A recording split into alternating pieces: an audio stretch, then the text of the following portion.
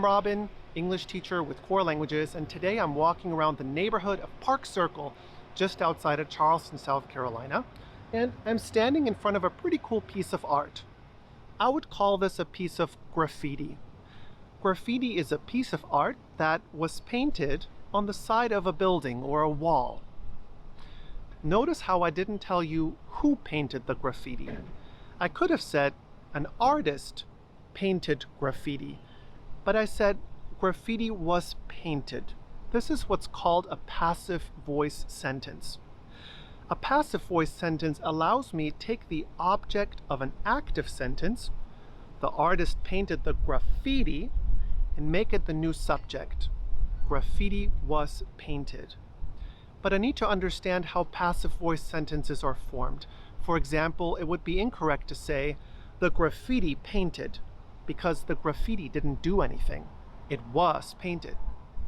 In today's video, I'm going to help you form some basic passive voice sentences. So the next time you want to tell someone what graffiti is, you can formulate a perfect English sentence. The passive voice, part 2. There are some stylistic benefits to using the passive voice. The passive voice helps us change the focus of the sentence, but it is also used when the who or the what that is doing the verb or performing the action of the verb is unknown or unimportant.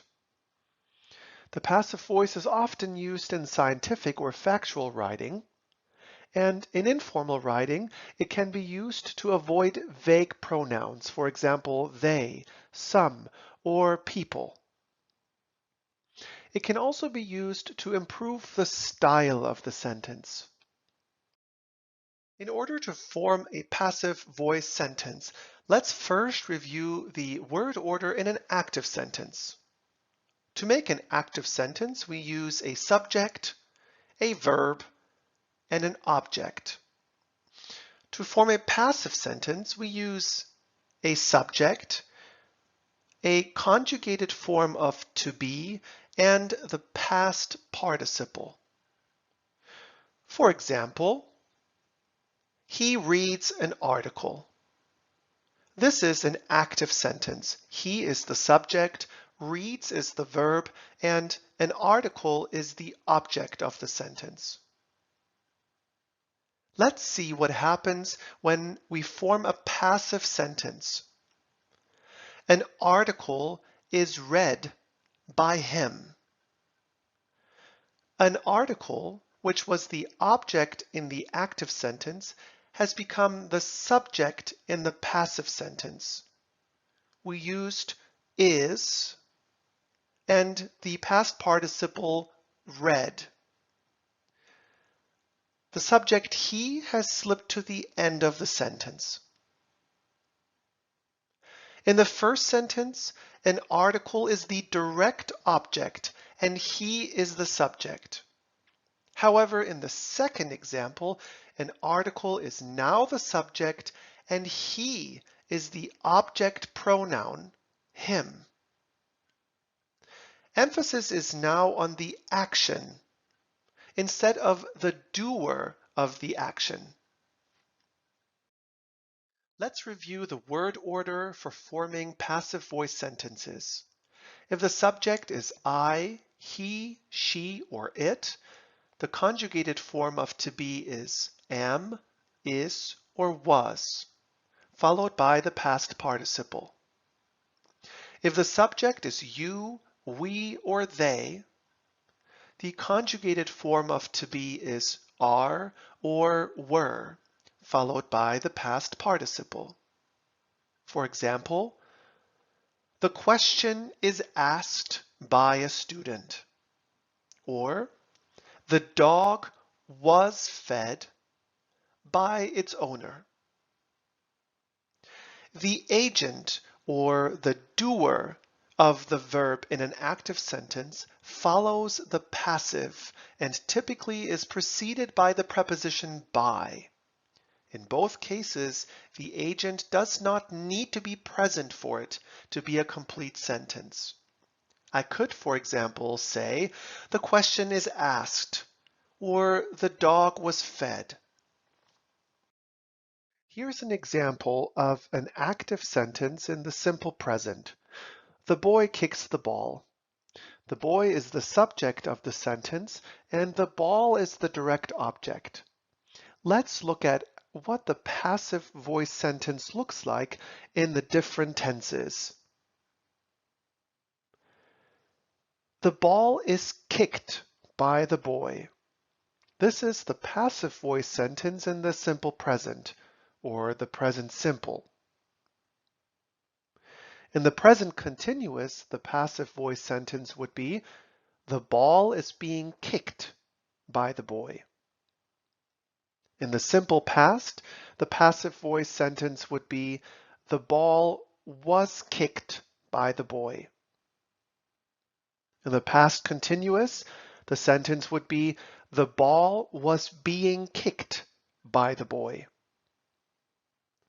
In the present perfect, the sentence would be, the ball has been kicked by the boy. In the past perfect, the sentence would be, the ball had been kicked by the boy. In the future simple, the sentence would be, the ball will be kicked by the boy. In the future perfect, the sentence would be, the ball will have been kicked by the boy. And the sentence with a modal verb would be, the ball may be kicked by the boy. We can use the passive voice to form a positive statement. For example, the work is done, or the work was done. We can also use the passive voice to form a negative sentence.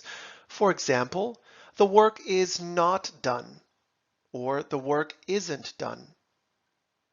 Or the work was not done, or the work wasn't done.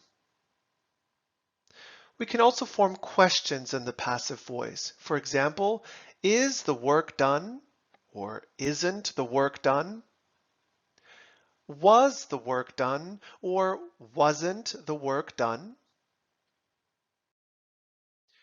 The passive voice can also be used to create more complex forms, for example, with using gerunds.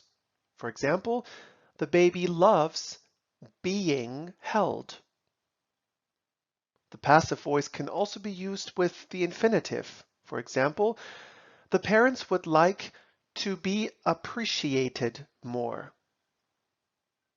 And we can also use the passive voice for conditionals. For example, the work will not get done if someone does not help us out. Look at the following two examples and try to use could do and will write in the passive voice to complete the sentences. The contract by an attorney. The contract will be written by an attorney. And how about this example? The assignment quickly by the student. The assignment could be done quickly by the student. Now look at this example and choose the correct form of the passive voice in the past continuous. The food was being served by the waiter, or the food had been served by the waiter. The correct form in the past continuous is, the food was being served by the water. Both sentences would have been correct, but was being served is the past continuous. And how about this example? Try to choose the correct form to complete the passive voice sentence using the infinitive. The senior engineer was hoping to promote, Or the senior engineer was hoping to be promoted. The correct sentence is, the senior engineer was hoping to be promoted. This is an example of a passive voice sentence using the infinitive. Thank you for watching. I hope you now have a better understanding of how to form sentences in the passive voice. As always, if you have more questions, feel free to comment, or if you're interested in joining one of our courses with a live instructor, feel free to message us directly. I look forward to seeing you in our next class.